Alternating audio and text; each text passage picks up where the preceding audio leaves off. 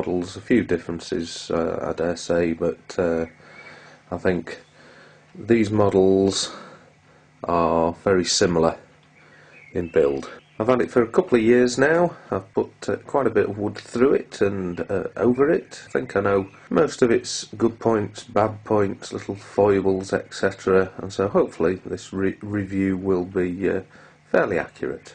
On the whole, it's not a bad unit. It's got its faults, but with a bit of fettling and the right techniques, you can get some reasonable results from it. And I'm happy with how it performs for the money. In a bit more detail then, it's a pressed steel construction, bolted and welded together in parts. The weight of it's okay for shifting around the workshop, not a bit too bad for storage, but it's got enough weight in there to keep it steady while you're working it without having to have it bolted down.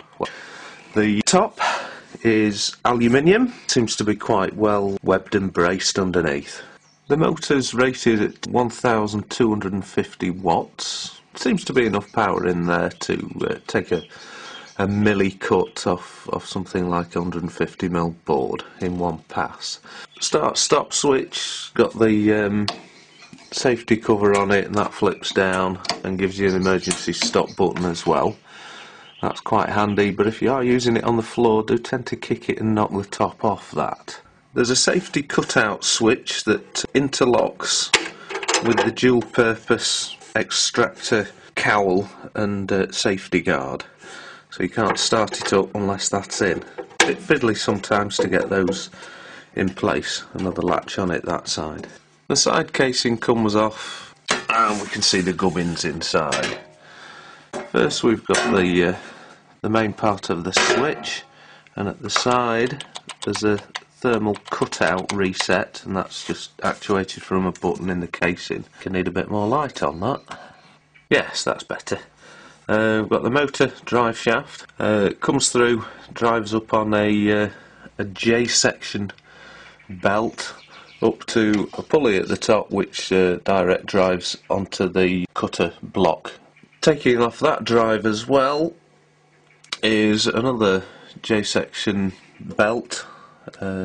Quite a lightweight thing that, but going on to these this large plastic pulley which drives through a gear onto this other plastic gear, which then drives a chain and goes up to a couple of sprockets there that drive the feed rollers. Not had any problems in here yet, and I'm hoping I'm not going to. Basic operation then. We've got the surfacing table, that alloy top, that you expose the amount of the blade that you need. That'll come out and will give you up to about 205mm. So expose what you need of the blade, and we can use that for surfacing. Some people use this for getting bows, twists, winding out of the boards. I've never managed it. The technique is beyond me. There's also a few failings with the machine that make it a little tricky. But anyway, use that for surfacing. And then with the fence that can be set at 90 degrees or adjusted down to 45 degrees, you can do the edges of boards. I mentioned there's a bit of a problem using the surfacing table. The problem is we've got this table split, idea being the infeed table can be lowered in relation to the blade and the outfeed table. Ideally that needs to go up and down exactly parallel. Unfortunately this doesn't.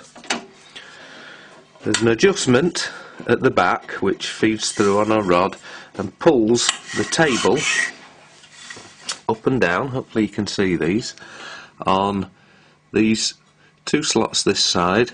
There's two slots at the other side at an angle, but there's nothing forcing those at either side to move up in parallel. So as you move the table, you probably might just be able to see that we're exposing more of the blade at that side than we are at that side. So this table isn't actually coming down parallel, it's got a bit of a tilt there. The only way to correct it, because there's no adjustments for this, is to give it a bang on that side. And does it stay like that? Can't really guarantee it.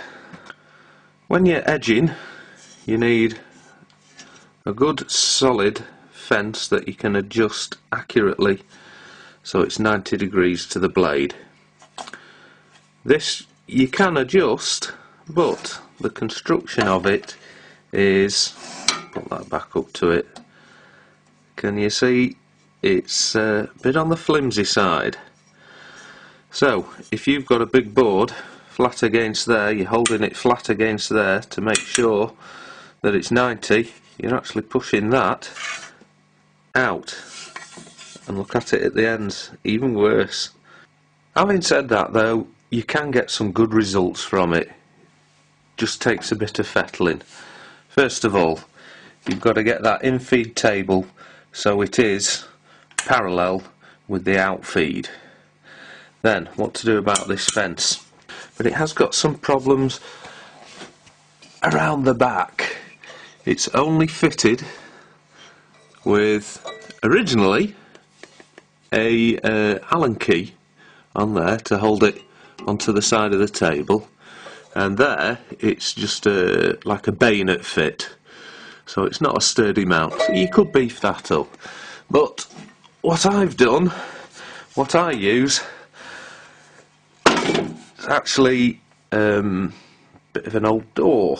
Still see where the hinge is there, but what I've done is I've faced that edge off and I've faced that off. I've taken my time over it, got it good and square. Just put that on the top and a clamp at the back. There is just one more problem. It's the height that you have to set the blade to. Ideally, you would want the height of that blade to be matching the height of the outfeed table.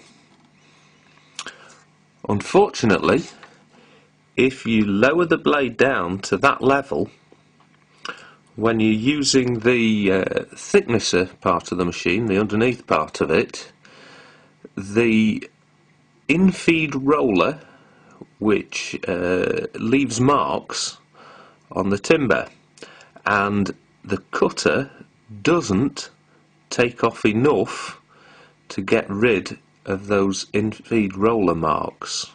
Last little niggle while we're looking at the top. These 4 Allen key headed screws, they're a little bit soft, and after only a couple of times that I've had the blades off, they're starting to round off a bit. So I think that's about it for surfacing and jointing on the edges. In essence, you can get it to work. It's a little bit fiddly, but it does do the job.